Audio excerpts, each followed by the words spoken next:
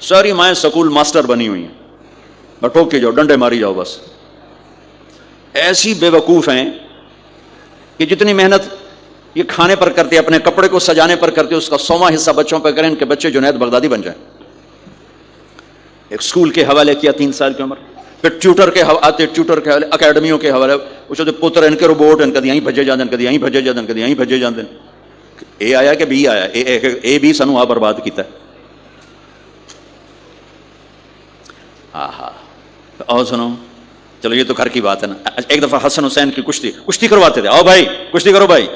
ایک دن کا واقعہ نہیں، یہ آئے دن کا واقعہ ہے. لیکن ایک واقعہ کہ حسن حسین کی کشتی ہو رہی، حسین چھوٹے تھے، حسن بڑے تھے، تو حسن دبا رہے ہوں گے حسین کو، تو آپ حضرت حسین کو شاباش شاباش حسین ای ہے، حسین ای حسین، یعنی حسین زور لا، حسین زور لا، شاباش شاباش. اماں بول پڑی فاطمہ جنت کی سردار، یا رسول اللہ آپ ساری شاباش حسین کو دیے جا رہے ہیں، حسن کو نہیں دے رہے.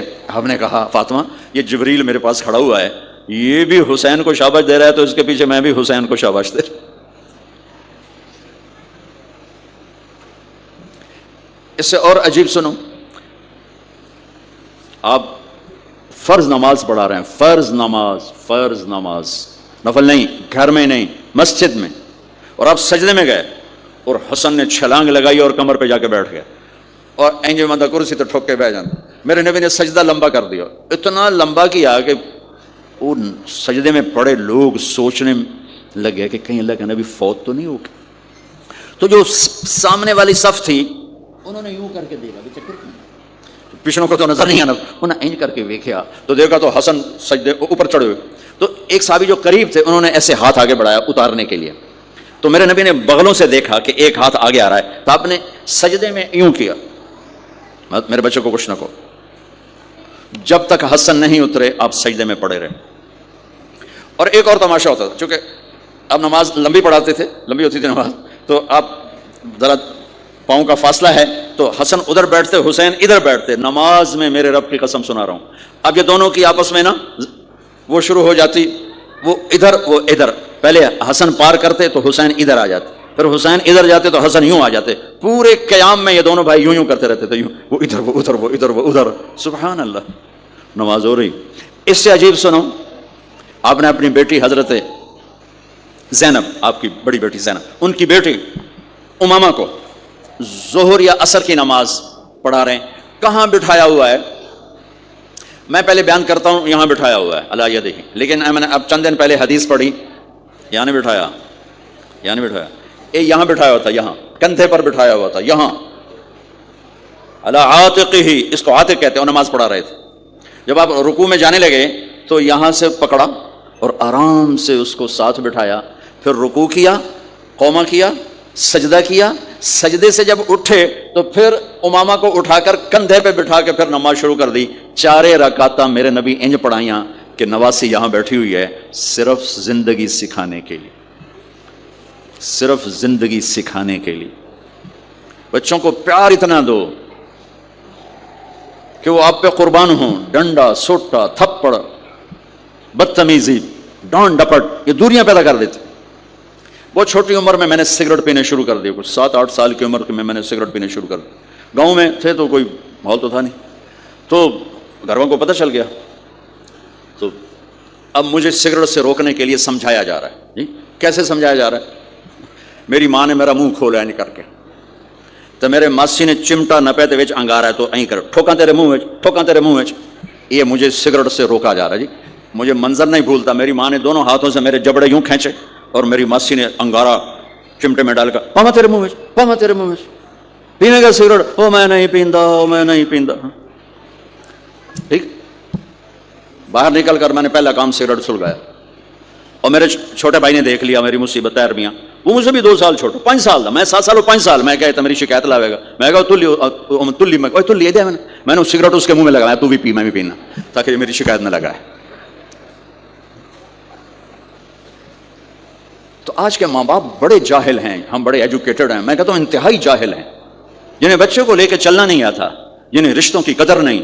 انہوں نے خاک پڑھا ہے، کاغذ کی ڈگریوں کو علم بنا کے پھرتے ہیں، جسے میرے نبی کی زندگی کا پتہ نہیں. اللہ کی قسم جانور سے بدتر ہے. جاہل ترین ہے جسے اپنے آقا کی زندگی کی خبر نہیں. حضرت حسن آپ کے پیٹ پر بیٹھے ہوئے، آپ ان کے ساتھ کھیل رہے ہیں، اچانک حسن نے پیشاب شروع کر دیا.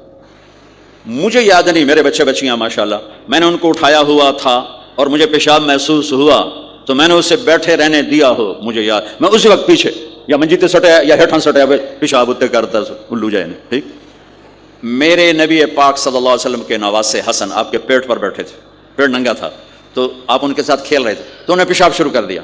میرے نبی ایسے بے حس و حرکت ہو کہ کہیں بچے میری حرکت سے بچے کا پیشاب نہ رک جائے، تو آپ ایسے ہو تو پورا پیشاب کیا اور آپ ہلے نہیں. جب وہ پیشاب سے فارغ ہوئے پھر آپ اٹھے اور بچے کو الگ بٹھا کر اپنے جسم پہ پانی ڈال کے اپنے آپ کو صاف کر کے تو آ کے دوبارہ ان کے ساتھ کھیلنا شروع کر دیا. میں آپ کو اپنی نبی کی وہ زندگی بتا رہا ہوں جس کو اپنانے سے میری زندگی بھی خوبصورت ہو جائے گی، آپ کی بھی.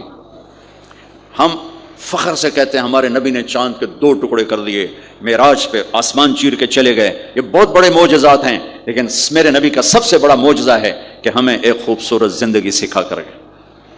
آپ کے اخلاق، میرے نبی کے اخلاق میرے نبی کا سب سے بڑا معجزہ ہے. حسن کو آگے بٹھایا ہوا تھا رضی اللہ عنہ علیہ السلام، تو ان کو ایسے زبان دکھاتے حسن کو، تو حسن اس کو پکڑنے کی کوشش کرتے، جب ایسے ہاتھ مارتے تو آپ زبان منہ میں کرتے.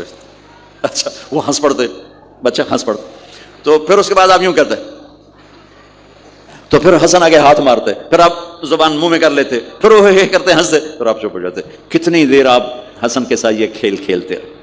آپ گلی میں گزر رہے ہیں، بچے کھیل رہے تھے، بچوں میں حسین کھیل رہے تھے، تو آپ نے کہا پکڑو بھائی حسین کو پکڑو بھائی، تو وہ آگے بھاگے، تو آپ پیچھے جان بوجھ کے جیسے ہم کرتے ہیں وجعل الصبی یلعب ہا ہنا وہا ہنا، جب وہ ادھر جاتے تو آپ آگے ہو جاتے، وہ ادھر آتے آپ ادھر ہو جاتے. پوری گلی یہ تماشا دیکھ رہی ہے اور حسین کبھی آگے بھاگ رہے کبھی پیچھے بھاگ رہے، اور آپ جان بوجھ کے اس کو پکڑ نہیں رہے. ہاں پکڑو بھائی پکڑو بھائی پکڑو بھائی، اور وہ بڑے ہنس رہے ہیں کہ آج میرا نانا تو میں نے نپ ہی نہیں سکتا.